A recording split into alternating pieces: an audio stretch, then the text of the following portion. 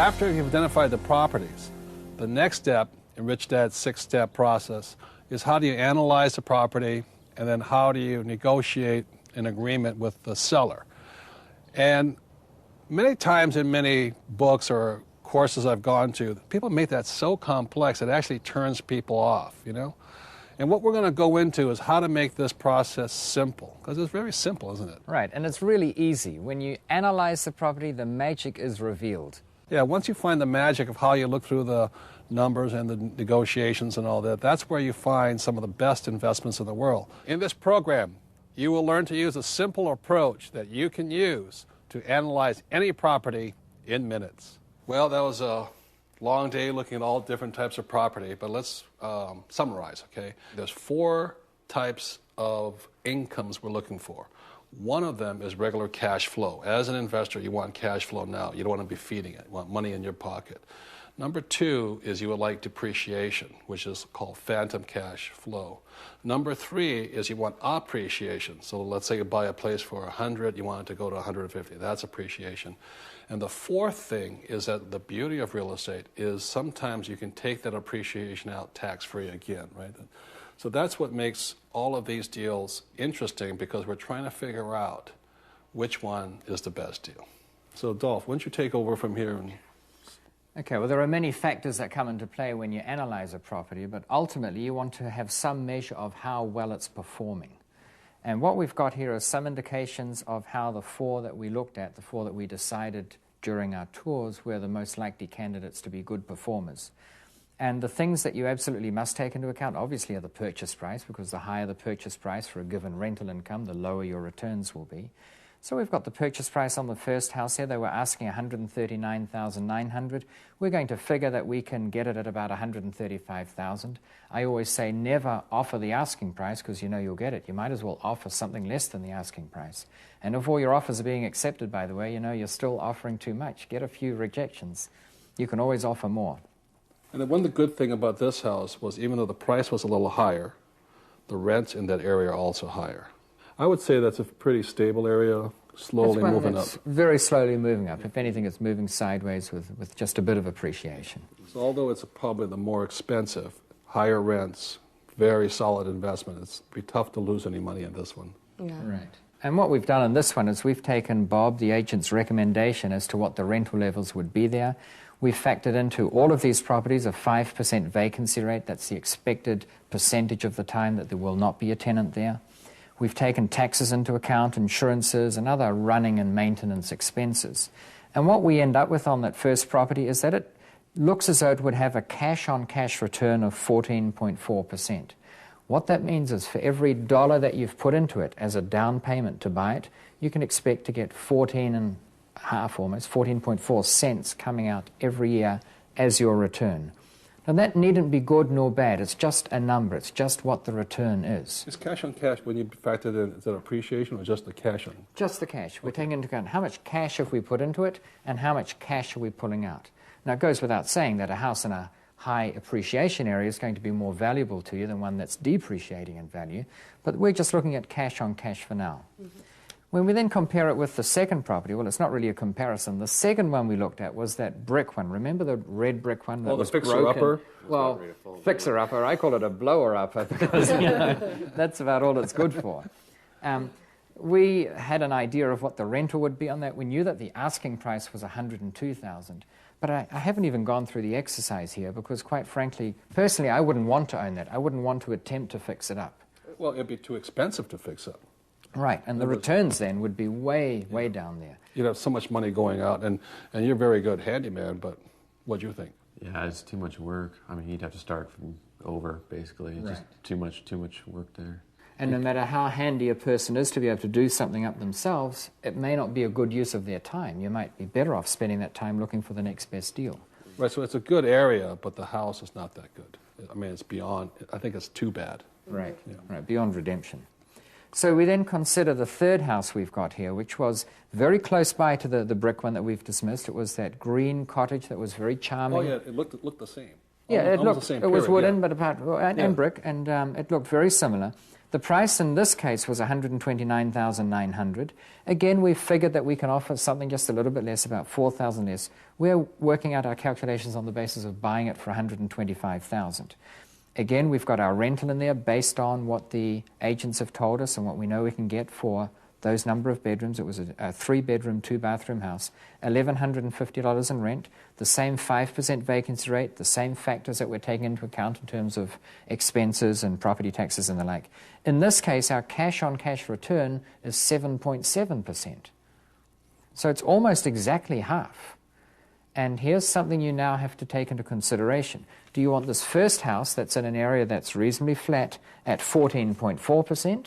Or do you prefer this one here, the green one, that's in an up-and-coming area at only 7.7%? Right, let's stress this again. The greenhouse was an area that's been coming down for years, and now it's on this rebound up.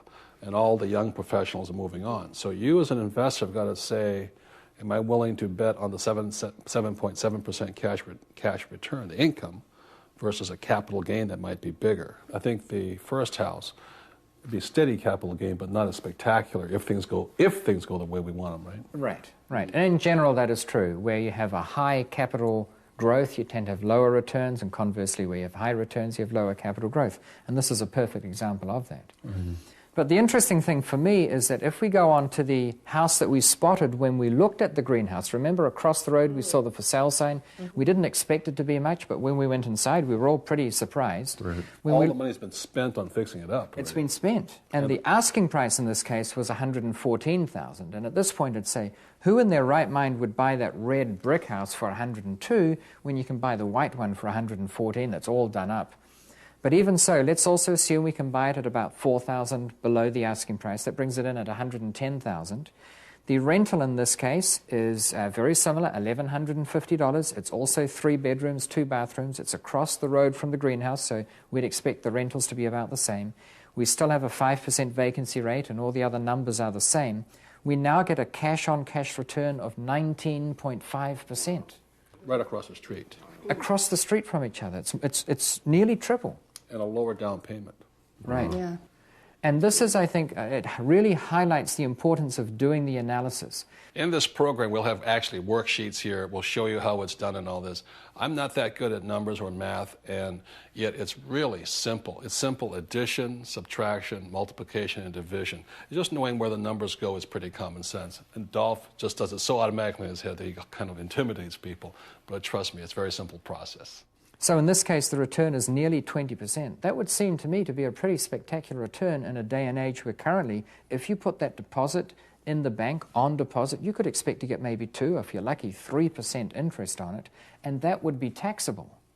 Now, of course, real estate is taxable, but only after you've taken account of all kinds of deductions that you can't get in any other investment. Mm-hmm. So you're going to get very close to your 19.5% return as an after-tax return. And so to me, the interesting thing about doing the analysis is it quickly highlights which one is great and which one is still pretty good and which one is mediocre.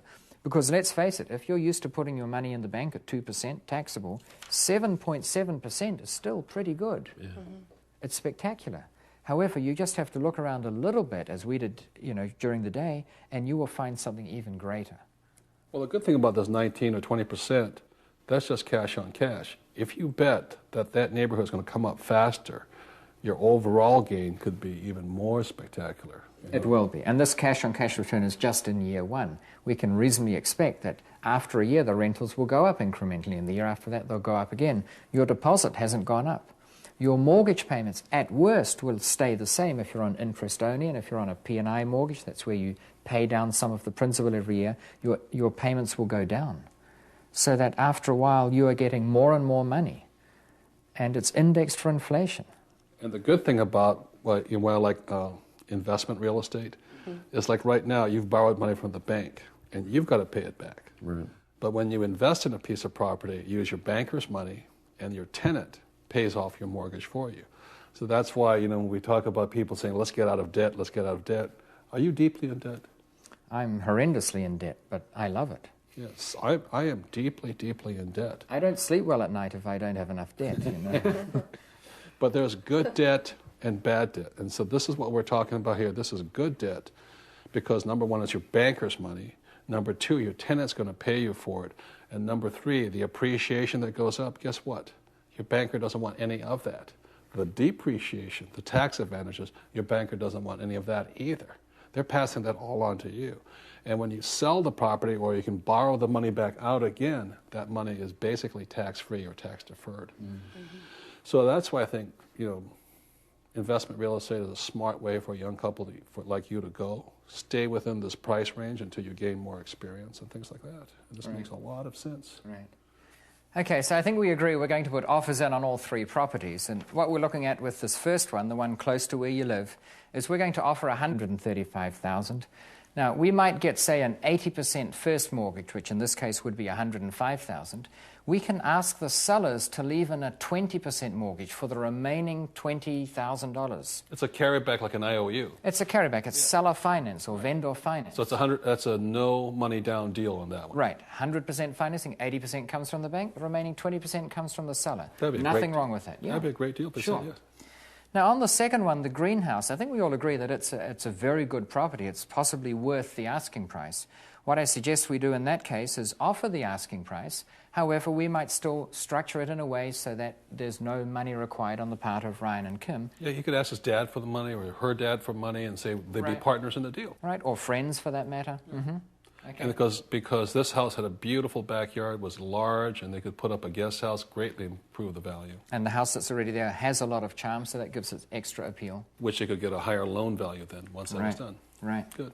And then the third one, the White House, which in some ways is the highest returning property, I think we agreed we'd come in at $110,000.